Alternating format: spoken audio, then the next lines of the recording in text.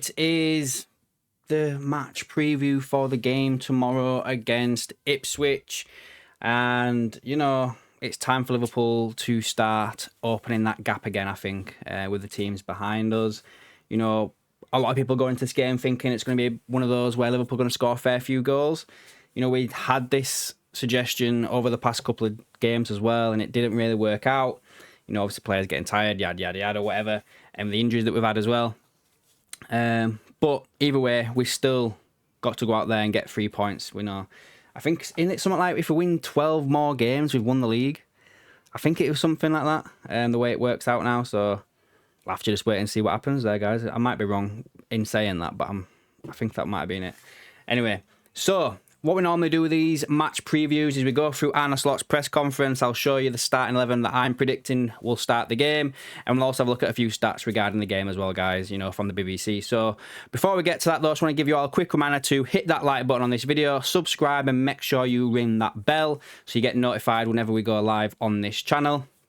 And I guess the comment I want you guys to put down below will be, what is your starting 11 plus score prediction for the game tomorrow? So then, let's better off starting with the Arne Slot stuff, shall we? So here we go. So, it says here, obviously, there's a few bits in here, basically saying that I think Curtis Jones has been ruled out. Let me find it. Ibu, blah, blah, blah, blah. I can't find it now. I'm sure of it. Anyway, we'll start off with what's going on here, because I want to talk about Elliot as well.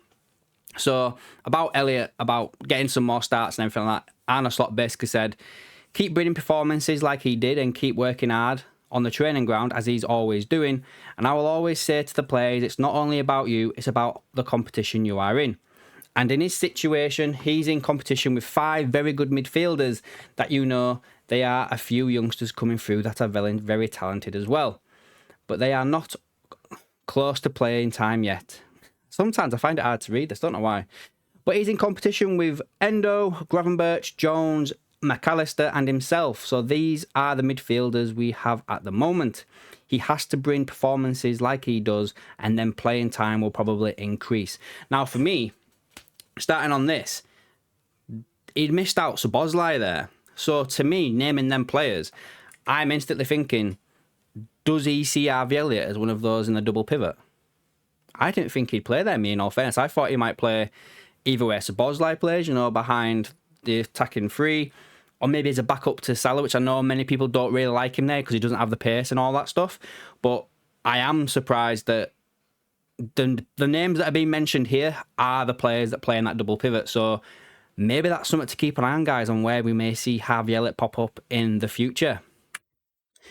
Continuing on about Konate, about how good he can become, he goes on to say that he's already very good. It's a centre-back that without him even touching the ball, you already feel quite impressive because he's so strong and tall. I think one of the things he could improve on, in my opinion at least, is his play with the ball, bringing the ball out from the back. I would not say he was poor in that, but he can improve and he could go to another level. You know, I think we've all kind of said that, you know, ever since Joel Matip was here, that, you know, they look a bit different when you play. They have something different at the side of Van Dijk. I think he works really hard to improve that, and I already see this improvement.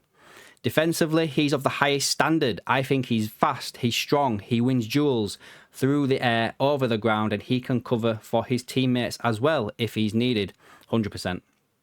So defensively, there's not a lot he can or could improve upon. But bringing the ball out from the back, which is not his single job, it is also his teammates he needs for that. On whether his rotation at left back is down to managing workload or because Tsimikas' level has improved. He goes on to say that I think both.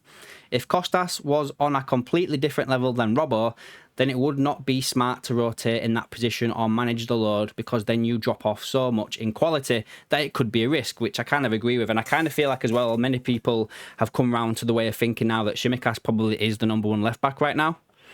I do think he's still a little bit weak in getting back and defending, but I don't know. I do think he has improved a lot this year, or maybe that's just how far Robbo's dropped off this year. It's one or the other, isn't it?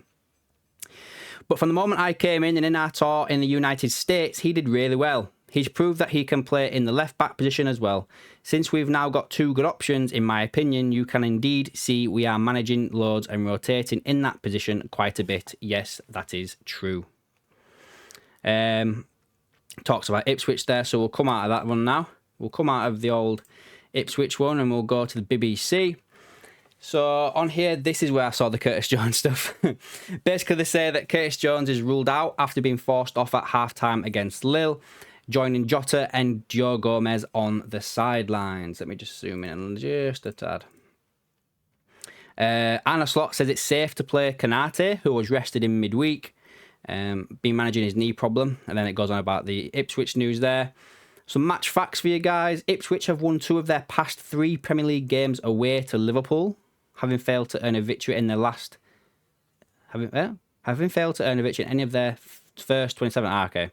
However, their last top-flight game to the Reds was a 5-0 defeat on the 11th of May 2002, as a result which confirmed their relegation.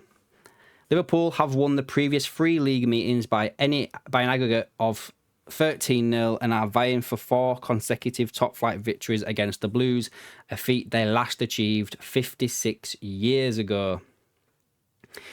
Liverpool have 50 points from 21 Premier League games. The only seasons in which they reached the mark in fewer matches was 2018-19 and 2019-20.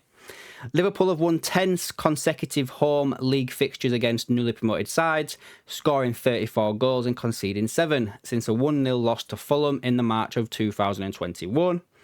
They are unbeaten in 17 top-flight matches, with their only league defeat coming under Arne Slot against Forest in September.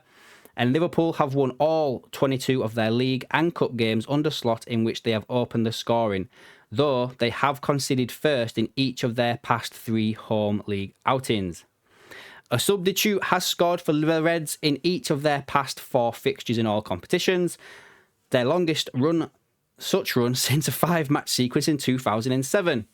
And Gakpo has scored 7 of his 8 most recent... Gakpo has scored in 7 of his 8 most recent appearances at Anfield in all competitions, including each of the past 5. I don't know if I'm speaking too fast or if this just doesn't sound right. I don't know what's going on here. And that's basically it for that, guys. I am looking forward to this game, I'm not going to lie. And then just lastly, I'll share my starting 11 with you and we'll go through that. So I'm sticking with Alisson. You know, I did think we may have seen Kelleher in the midweek, but we didn't. Trent in at right back, Kanate, Van Dijk, Shimikas, I haven't changed that. Gravenberch and McAllister, I haven't changed that either. You know, you've got Jones out. Maybe you could see Elliott in for McAllister, but I've seeing Gravenberch come off at half-time. I think he was being rested for this game, as much as Endo did a good job, so I think Gravenberch goes straight back in. Salah, Szoboszlai, and I'm going to stick with Gakpo, because Gakpo for me is above Diaz right now. And then I've gone with Nunes down the middle because, you know, as we said on our live stream on Monday, Nunes needs to solidify his position now. And I personally think he needs to score at least 15 goals before the end of the season in all competitions to basically save his career at Liverpool, guys. I really do. And he gets that by playing and starting games. So let's see what he can do against Ipswich. Anyway, guys, that's it for me on here. Let me know down below who would be in your starting 11 and the score prediction that you have got for the game. I think I'm going to go with 3-0 Liverpool. I'm going to change my mind. I think we'll concede. I don't know why, but I've just got a funny feeling. 3-1. 3-1 Liverpool. I'm going to go with that. I still think we win, but I do think we'll concede. Anyway, guys, let me know down below what you think about all of this, and I'll catch you in the next one.